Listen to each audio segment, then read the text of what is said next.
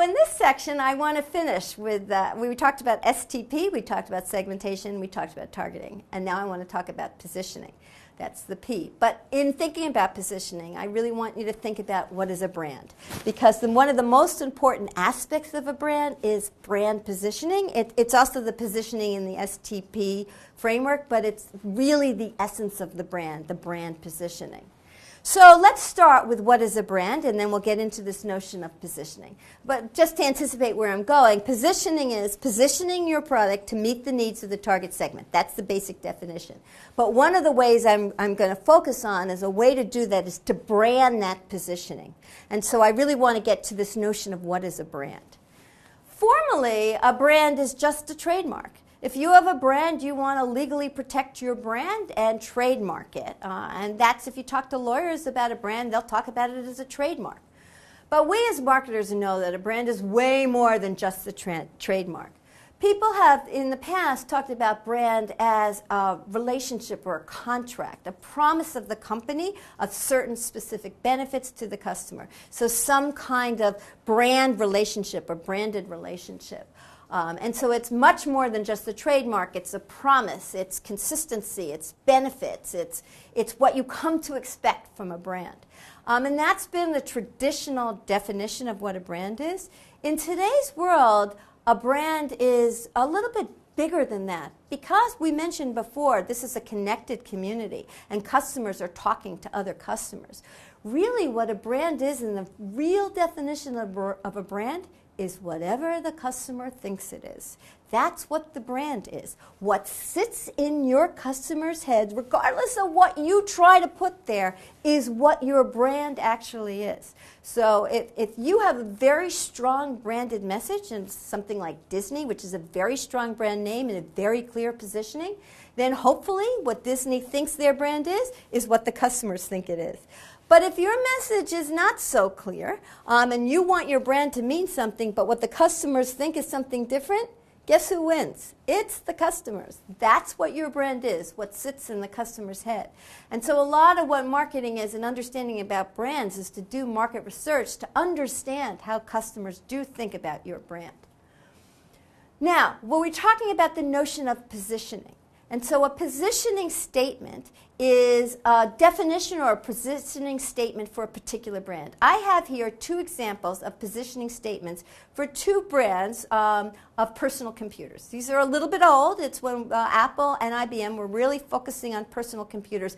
But I want to use these examples because they're very clear, crisp positioning statements, and I think we can learn a lot by understanding these positioning statements. So let's look first at Apple Computer's positioning statement. And if we read that, it says, Apple Computer offers the best personal computing experience to students, educators, creative professionals, and consumers around the world through its innovative hardware, software, and internet offerings. That's one positioning statement.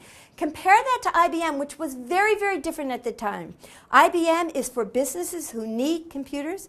IBM is the company you can trust for all of your needs.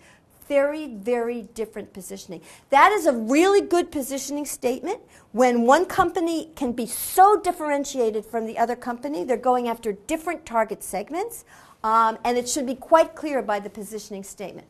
Let's break that positioning statement into its parts so that we can understand what a good positioning statement has. And let's focus here on the Apple computer. There's three pieces to the positioning statement.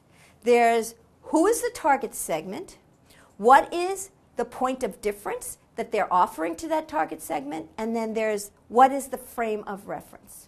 And the frame of reference is who are the other competitors that they are comparing themselves to. The target segment here, and if you think about Apple, the target segment is students, educators, creative professionals. A brand should have a crisp target segment, even if that's not the only people who use the product. So nowadays, Apple's so popular that, everybody has an Apple. Your grandmother has an Apple. Somebody who's not a student has an Apple. Not just creative people anymore. Yet, even though Apples are ubiquitous and lots of people have Apple products, still it's positioned to creative people. It's a very designy brand. So it still has a very clear target segment, even if that doesn't limit who might use the product. It has a point of difference. What's the point of difference for Apple? It's innovative.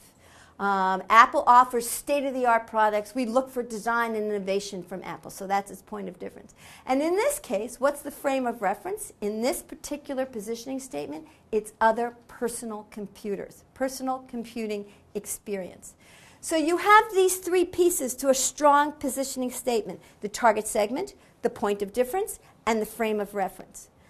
And positioning is defining the value proposition in these three terms: the target market, the point of difference, and the point of parity. Now, you can play around with this. And if you think about this and get into it a little bit, you may realize that your point of difference is going to be relative to the frame of reference. So, for example, let me give you an example of this product isn't on the market anymore, but it's Crest made this chewing gum. If the Crest chewing gum was referred to, the frame of reference was other toothpaste products, then Crest chewing gum's point of difference is it's a toothpaste product that's in gum form. Okay? On the other hand, if you take Crest chewing gum and compare it as a frame of reference to other chewing gums, the point of difference is this is a chewing gum that has toothpaste in it. So these two things go together, and part of the art of coming up with a good positioning is figuring out who's the right target market to go after, and also what's the frame of reference and what's going to be your point of difference. And playing around with those two pieces is a lot of the art of positioning. Very important concept, but you really need to understand these three ideas: target marketing, point of difference, and frame of reference or point of parity. And what you're going to do is, once you decide on your positioning statement, you use all of the elements of the marketing mix that we've already talked about: product, price, promotion, and place, to position your product to meet the needs of the target segment. And positioning should be clear and simple and focus on a few key benefits. Sometimes people talk about this as a unique selling proposition. The position must be defensible, so you want to take a positioning that you own and that other people can't copy very easily. And the really important thing is you cannot be everything to everyone. If you do that, you have no position. You must make choices. You must focus. You must choose a target segment. You must choose a point of difference. You must choose a frame of reference to have a clear positioning. Because if you try to be everything, you're going to end up being lukewarm tea, and that is not a good brand positioning. Positioning, once you have the good brand positioning, that should determine what products you develop. And positioning is a strategic idea. So you really want to think about this in terms of what's your target segment, what do customers want, what's your competition, what is your position relative to the competition. All of that is a big picture strategic vision. That is distinct from messaging.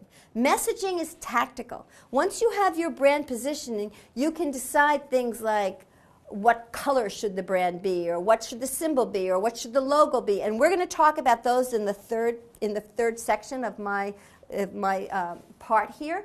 But that's very much tactical and messaging. Positioning at the level I'm talking about it right here, this is very much a strategic idea.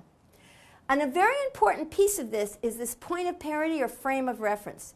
These are, so I want to spend a little bit more time thinking about this just so that you understand. It's a part of the positioning statement, but it's associations that are not unique to the brand. They are these frame of reference. They are associations that are shared with other brands. And you want to think about these points of parity as things that are necessary for the category.